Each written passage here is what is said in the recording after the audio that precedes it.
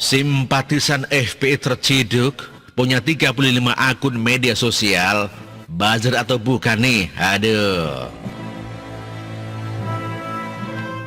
Beberapa hari belakangan topik tentang buzzer sangat panas. Ini berawal dari pemerintah yang meminta dikritik. Jawaban pun bersambut. Sebagian meminta agar buzzer ditertibkan, padahal tidak ada korelasinya sama sekali. Buzzer sulit ditertibkan kecuali semua media sosial diblokir sepenuhnya. Bahkan banyak politisi ataupun pihak lain yang secara tidak langsung mengaitkan keberadaan buzzer sebagai peliharaan pemerintah. Kelompok model bacot yang hanya ingin menggoreng isu. Mereka dikritik akibat mengkritik pemerintah.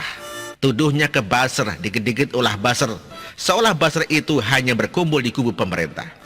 Mereka boleh mengkritik tetapi tidak boleh dikritik. Mereka boleh bersuara tetapi tidak boleh dibantah. Seolah ingin mendapatkan hak istimewa kalau mereka ini paling benar dan tidak boleh diragukan kebacotannya. Omongan ngawur kok didengar, hanya orang sakit yang mau mendengarkan ucapan seperti itu. Mereka ingin buzzer ditertibkan tetapi yang mengkritik pemerintah diberikan bebasan untuk mengkritik sebebas-bebasnya. Dan mari kita ambil contoh bagus. Seorang simpatisan FPI ditangkap terkait kasus ujaran kebencian di media sosial dan ternyata memiliki 35 akun. Terbukti dari seorang FA, kami telah menemukan 35 akun dari sejumlah handphone yang dimilikinya dan juga sudah kami sita sebagai barang bukti dari perbuatannya itu. Demikian kata di Reskrim Polda Kalteng Pasmaroy di Palangkaraya. Dalam media sosial yang menjiplak akun milik orang lain itu banyak ditemukan postingan yang mengandung kebencian kepada pemerintah, kepada masyarakat, bahkan salah satu ulama terkenal yang berada di Provinsi Kalimantan Selatan. Dari hasil interogasi yang dilakukan penyidik diperoleh informasi bahwa FPI yang sudah ditetapkan sebagai tersangka dalam tindak pidana Undang-Undang ITE, penyidik banyak mendapatkan bukti selain foto ujaran kebencian, tidak hanya foto satu ujaran kebencian yang dibuatnya, tetapi dalam bentuk video berikut teks ataupun caption yang mengandung kata-kata kebencian. Terbukti, dari seorang FA kami telah menemukan 35 akun dari sejumlah handphone yang dimilikinya dan juga sudah kami sita sebagai barang bukti dari perbuatannya itu. Dia ini buzzer atau bukan, atau bahkan mau disebut sebagai pejuang membela kebenaran, atau mau dianggap sebagai pahlawan karena telah berjasa dalam menebar ujaran kebencian. Buzzer itu ada di mana-mana. Kalau mau menuduh buzzer itu adalah peliharaan pemerintah, harusnya kubu oposisi juga punya banyak buzzer. Lihat saja contoh di atas, belum lagi akun ternakan yang berkembang biak sehingga ribuan yang tugasnya menyebar hoax, ujaran kebencian dan fitnah kepada pemerintah.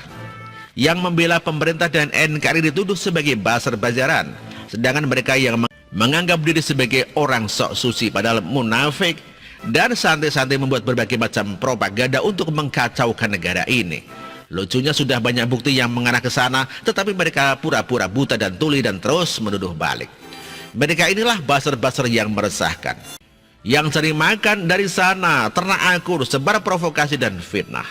Buzzer-buzzer yang harus diperantas. Kalau yang mendukung pemerintah dianggap buzzer, anggap saja buzzer pembela kebenaran dan NKRI.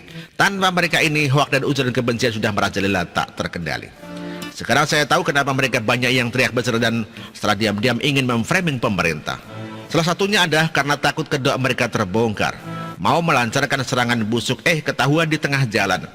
Kemunafikan mereka sering terbongkar oleh pasukan pembela pemerintah dan NKRI. Bahkan ada yang mengkritik keberadaan buzzer yang dianggap membahayakan kebebasan pers. Ini juga sama lucunya. Seolah tidak pernah ngaca. Coba deh lihat sudah berapa kali muncul berita salah yang clickbait, yang judulnya bombastis tapi isinya tendensius. Bahkan ada media yang sudah mulai nyungsep berani membuat opini yang isinya bersumber dari katanya, rumor, kabar burung, sumber yang anonim demi mendongkrak popularitas. Tuduhan kepada buzzer ini adalah salah satu keresahan mereka yang mulai kalah saing. Lihat saja sekarang banyak berita yang diambil dari postingan di media sosial. Ada yang bahkan baru diberitakan setelah heboh di media sosial. Intinya kalah cepat, wajar panik. Masih ingat Saracen? Itu bukan buzzer ya? Aduh.